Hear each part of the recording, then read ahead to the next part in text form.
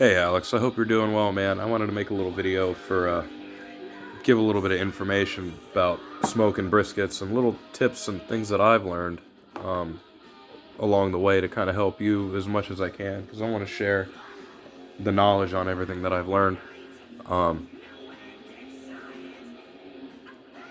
First thing, I learned pretty much everything I know from YouTube, and I read a little bit on the internet, but I watched probably 40 plus hours of different YouTube videos trying to learn as much as I could, because at the end of the day, I didn't want to throw a $60 or $70 hunk of meat in the trash because I fucked it up. So I did a lot of research.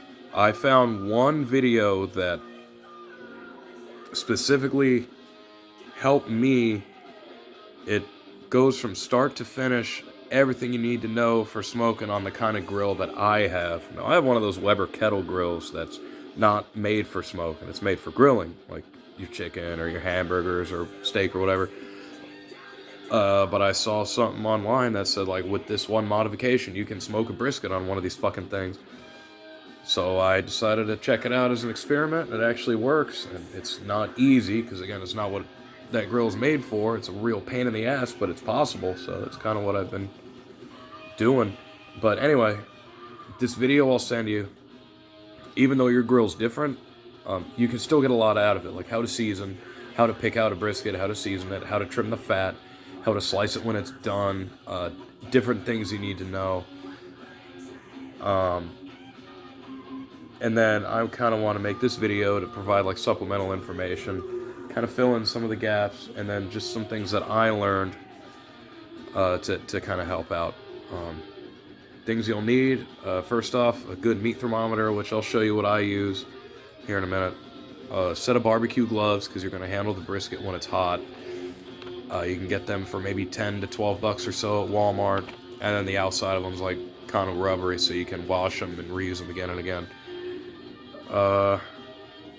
You'll want to get either aluminum foil or butcher paper. I use foil because it's cheaper, and I'll explain what that's for here in a minute. But some people use butcher paper for the same process. It's a lot more money. I think they just like the aesthetic of it. Foil does just as good, so make sure you have some foil on hand to wrap that thing up. And again, I'll explain why here in a minute. You'll need a ice chest, like a cooler that is big enough to hold the brisket. And again, I'll explain why here. And then like a bath towel you don't mind getting a little bit dirty. Another thing you'll need is a couple of really sharp knives, a smaller knife for trimming the fat, which we'll talk about here in a bit, and then a really sharp knife for slicing. Now, I have a big kitchen knife that I thought would be sharp enough, and ended up shredding my first brisket. It didn't really get the clean slices that I wanted because it's just not sharp enough. What I got, and I'll show you here, a proper slicing knife. This is kind of hard to see. Let me get it in the light. An actual knife used for specifically slicing meat. It doesn't look that sharp, but it fucking is. It'll cut right through the meat. This brand is Victorinox, but any kind of like good slicing knife like this will do. This one I got on Amazon. I think it was like 50 or 60 bucks. So you want to get something like that. Now, if presentation isn't all that important, if you're going to chop your brisket, something like that really doesn't matter. But if you want those really clean slices like you get at the restaurant, you're going to want either a screaming fucking sharp knife or a proper slicing knife like this one. What else did I write in my notes here? Another thing you're going to need is time and patience, because this thing is a pain in the ass. Now, fuck everything the internet says about how long it's going to take, you know, this many minutes per pound, because every brisket I learned is different. Now, I get briskets, before I trim them, they start out at about 14, 15 pounds. God only knows what they weigh when I get them on the grill, but it ends up taking about 14 hours altogether for me. But again, every brisket is different. There's some factors that could determine how long it takes, but I would recommend, I like to smoke overnight so it's ready for lunch, but If you're smoking for a particular event, like lunch at a specific time or a football game or something like that, um, allow yourself adequate time because it might take longer than you're expecting. That's kind of what I'm getting at here. Now, what else? Let's talk about buying a brisket. You can buy it a couple different ways. You'll see this in the video. Now, the brisket is made up of two different muscles. They're called the point and the flat. I get them both together. That's the huge hunk. Because first of all, you get more meat, but second, it's a lot cheaper. You know, stores will sell just the flat by itself. The point has a lot more fat in it, which is a lot of flavor. But the flat is where you get those really good looking, clean, long slices like you get at the barbecue restaurant. A lot of people just like the flat. Some people use the point for chopped brisket. I slice it anyway. But get them both together because it's more for your money and it's a lot of food. You get more meat, save some money. That's what I'd recommend. Get the whole brisket. It'll probably be labeled as whole brisket. That's what you want. Now, once you get it, you'll want to season it. Actually, before that, you're going to want to trim it. You got to trim the fat. Now, there's two different videos that I watched. The one that I told you about that takes you start to finish. And then there's another one I watched just to kind of give me a little extra help with trimming. I'll send you both. But you're going to need to trim it because there's a lot of fat on this thing that just won't render out that you have to trim off before you cook it. All right. After that, you want to season it. Salt, pepper, and garlic powder is what I use. And I buy it pre-made. I don't remember the brand. I get it at Walmart. But that's really what you want. Some people experiment with like coffee grounds and cocoa powder, and which apparently brings out the meat flavor. You don't really get the coffee or the cocoa taste when it's done. I'm going to have to take their word for it and just give it a try one day, see it bring out the flavor. But Texas style, salt and pepper, and if you like, garlic powder as well, which is what I do. Comes out good, just like the shit that we grew up on, you know. Now, what else did I write down here? Now, once you start grilling it, actually, when you get a chance, send me like a 10-second video or something of your grill or just some pictures. Kind of show me what you're working with cooking space, and also really important, any kind of vents that are on the grill. Let me know how many vents there are and kind of what they look like, and I can kind of help you, maybe give you more information once I see it. But you got to be patient when you're grilling or smoking this thing. The vents are for your temperature control. Now, fire needs oxygen to survive. If you cut off oxygen, the fire goes out. So, closing your vents is going to lower your temperature. Opening the vents is going to raise it. Something I kind of learned the frustrating way my first time is once you make an adjustment, if the temperature is getting too low inside the grill, you want to bring it up. Open the vent, but be prepared for it to take up to 3 to 5 minutes for you to start seeing those effects. Don't expect you to open that vent and the temperature instantly goes up. It takes a minute. So be patient. Don't get frustrated. Trust the process. Keep a close eye on the temperature. Make your adjustments as needed. But be prepared for it to take a few minutes once you make those vent adjustments for you to actually see the effects of the temperature going up or down, you know, whatever you're trying to do. Now, before I get too carried away, and while we're talking about temperature, let's talk about the thermometer that I use. Now, this thermometer I can't get it in the light. I wanted to show you. It's by Weber. It's called the iGrill 2. Weber iGrill 2. All right. This thing's not cheap. Altogether, I'm in this probably about $140. But I swear to God, it's worth it. This thing I'd be fucked without. It's the best. Now, kind of shitty part is once you buy it, it's going to come with 2 meat probes. All right, but this third one here is an ambient temperature probe to know how hot your the inside of your grill chamber is. And the shitty part is it doesn't actually come with one, and I feel like it should. You're going to need whatever you end up with. I would recommend getting one that's, first of all, Bluetooth powered, all right? So you can read it right on your phone, which is what this is. And then you're going to need one ambient temperature probe and at least one meat probe. Now, I use both meat probes because, again, the brisket is two distinct parts. Again, the flat and the point. And I like the extra security of knowing where each one is. They usually stay about the same. Sometimes the flat goes up a little bit quicker if the point is actually thicker in mass. But I just like to have the two for extra sense of security. But bottom line, you're going to need a Bluetooth thermometer, or I recommend one anyway, that goes to an app on your phone, and then at least one meat probe and one ambient temperature probe. Because you got to know how hot the grill is. If your grill's screaming at 300 degrees, it's going to fuck it up, right? Now let me show you what this one can do. And again, it's not cheap, but it's worth the money.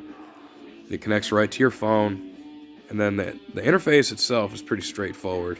You get the temperature of each of the probes here, and you can scroll through them. Now, this thing is slick. Again, it goes right to your phone.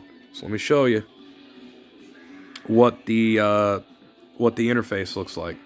All right. Here's the main page of what your probes are. I have probe 1 and 2 as the meat probes and probe 4 as the ambient temperature inside the grill. Now, this thing's pretty slick. You can actually click on these, start grilling, and you can choose, is this a meat probe or an ambient probe? So you want grill temperature for this one, right? Now, it's something that I love on this. You want to smoke a brisket, everybody's line of thought is different. They say low and slow, the lower the better. Don't go below 225. I think between 225 and 250 is ideal. Some people go as high as 275. That's okay too. But I like to set the minimum right at 225, so I know if it's getting close to there, to open some vents and bring the temperature up. And the max we'll just put at 275. Why not? Actually, I like to set this a little lower because I don't want to burn the outside of the brisket. So I usually set it about 260 so I know when to close that vent, because again, it takes up to 3 to 5 minutes to start seeing the effects. So I want to get that shit early, start bringing the temperature down. Start grilling. Now it'll show the range here, and then you can actually hear it. It's beeping. Let me bring it close to it. It'll beep on the phone in case you're in the house, and it'll also beep on the thing itself and flash. I don't know if you can hear that, but when you're outside of the range that you determined, so if your grill's too cool or too hot, it's going to let you know from whatever temperature you set it to alert you at. All right, so let's go back here. You can see a graph view. See the two probes up here, and then the one down here is the no, that's not right. I don't know what these lines are. It's weird when you're not actually cooking, but the graph view, you can actually see if you're cooking. Just kind of trends where the temperature is at certain times. Here's the times on the bottom, and then the temperatures along the side, so you can kind of track it. And then the meat probes have the same thing. So let me click on the meat probe, start grilling, food. And then I don't use this. You won't use this for brisket, but if you're doing anything else, like I've never done a pork butt, maybe pork would be good. These would be like safe temperatures to eat to make sure you don't undercook it. But that's kind of a neat feature that I don't use, but it's nice to have. Oops, didn't want to click that. Click on temperature. And then, again, it'll show you. Maybe you do have to select a meat. Let me try it again. Yep. Red meat. I don't think it matters. Oh, yeah. Yeah, I don't. This is a feature I don't use. But it'll actually show you, like, Do you want that shit rare, medium rare, whatever the target temperature is, it'll tell you. All right, so you can pick whatever you're cooking. You don't have to Google that shit ever again. You know exactly if you want that shit medium well, that's your target temperature. This thing's really slick. It does a lot. Again, it's not cheap. That $150 for the thing plus the additional ambient temperature probe, which again, you're really gonna fucking want. All right, you turn this thing off. This thing is really worth the money. I'd be fucked without this thing. All right, now enough about that. What else can we talk about? Eventually, when you cook, and again, every brisket's different, but it usually happens around 150, 155. You're gonna hit what's called the stall. That's when the temperature stops rising, and it'll sit there at the same temperature for hours if you let it. Hours and hours. Now, what's happening is the meat is sweating, and it's keeping its temperature the same, cooling it down. Now, that's why your temperature won't go up. Now, the way to beat this is that aluminum foil or butcher paper, like I told you about. Pull it off the grill, pull your meat probes out, wrap it up real tight in that foil, stick your probes back in, stick it back on the grill, and then you'll see the temperature start going up again because the foil will trap all the heat coming off of the meat sweating. It'll trap it inside and allow the temperature to keep rising and keep getting it up to where you want it to be. So you're going to see that when you read about it. It's called the stall, and that's when you start wrapping. Now, that happens, usually it takes about 4 hours or so in my experiences to hit that point. And again, your experience may vary, but once you see that temperature not climbing anymore, you're in the stall. It's time to wrap it and get it back on. Actual smoking itself, the meat stops absorbing smoke flavor. They say it takes about 3 to 4 hours. After about 4 hours, you're not going to be taking on any more smoke flavor.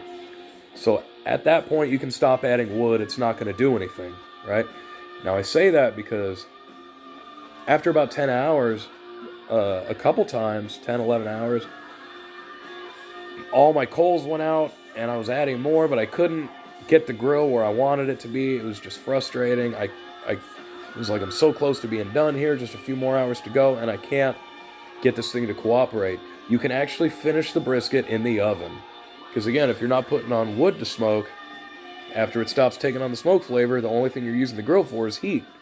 So if you have trouble that far into your cook, you can finish it in the oven. And a lot of people actually will. They'll just do it for the first 3 or 4 hours on the grill and then put it in the oven because it's less work. Then all you have to do is sit on your ass and wait for that shit to be done. I don't do that, mainly because I'm cheap and I don't want my fucking gas bill to be that damn high. But if you do lose control of your grill toward the end of your cook and you just want to finish it off in the oven, go for it. That's something I wish I had learned sooner. But the last one I did in the oven, I didn't do it, but finished it in the oven, and it was the best one I had ever done. What else? Now, once your brisket is done, you're going to want to cut it and fucking eat it, right? But you can't do that. You have to let it rest. A lot of shit on the internet says let it rest for 1 to 2 hours. I let it rest for 3. Now, it's still going to be wrapped in its foil. What you want to do is take like a bath towel you don't mind getting dirty, wrap the whole thing up, foil and all, tightly in the towel, stick it in your ice chest, close it up, let it rest for a few hours. I wouldn't go more than 3, but what this is going to do is let it come down to about 170 degrees or so. Not that matters, you don't need to worry about that, but the juices are going to redistribute all the way throughout the meat. Now, if you cut into it right when it's done, juice is going to spill out everywhere. It's going to be a fucking mess, and your meat's going to dry out. So you got to let it rest, let the temperature come down a little bit. It's still going to be screaming hot when you cut it, I promise. But the juices are going to redistribute. It's going to make a better final product. You got to let it rest. It's critical, all right? Now, I kind of skipped ahead. don't want to get too far ahead. I do fucking hate this song, so I'm gonna skip it. When it's done, it's not like a steak where you know it has to be this temperature for medium rare. Fuck that. Now, it's gonna probably be between like 197 to 204 degrees internal. But the way you determine it's done, it should be somewhere in that range.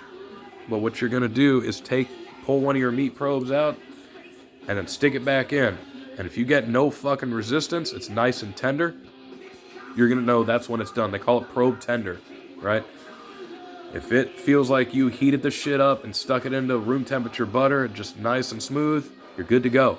That's what you're going for. But again, it's gonna be somewhere between 197 and 204 degrees internal. Wouldn't go much higher than that. It's gonna start drying out. But it's kind of how you know. And then finally, slicing. Once you let it rest for a few hours, get your nap. That when it's resting for 3 hours, that's when I take a nap because it's exhausting. But once it's done resting and you slice it, and you're gonna see this in the videos I send you. The point and the flat, again, those two muscles, you got to slice them differently. You can't slice them all the same way because the grain runs different ways in each. Now, you always want to slice against the grain. If you cut with the grain, just like anything else, it's going to be tough and chewy. If you slice it against the grain, it's going to be nice and tender, just like the brisket you've always eaten. All right? Again, watch these videos. That'll show you kind of how to tell which way is against the grain. One part in the main video I use, and I just want to point it out, the guy, he makes a few cuts like halfway through in the very end part of the brisket to know which way is against the grain, because once you season it and once you pull it out of the smoker, it's going to be all black and you won't be able to see the grain anymore. You can't fucking tell. So he puts a couple little slices in the very end, the thinnest part, in the direction he wants to slice, so he'll be able to see it when it's all black on the outside and done and ready to cut. And that is fucking genius, because again, once it's black, you can't tell which way is against the grain. So when you see that, fucking do it. One thing he does that I haven't tried yet, is spritzing it. A lot of people spritz. I may try it. It probably helps. I don't add anything to it when I wrap it. Some people do. But everybody's kind of style is different. Take bits and pieces of whatever you find and kind of form your own way. But that's pretty much all I have. Again, I'll show you the main video I use. The other video I use as like additional tips on slicing. And then you can use this as like supplemental information. Again, once I see what kind of grill that you have, I might be able to give you a little more insight. Just let me see what you got. And anything else I think of, I'll fill you in. And any questions you have, let me know, and we'll go from there. Anyway, man, I hope you're doing well. I hope your family's doing well, and I'm sure I'll talk to you soon. Take care, buddy.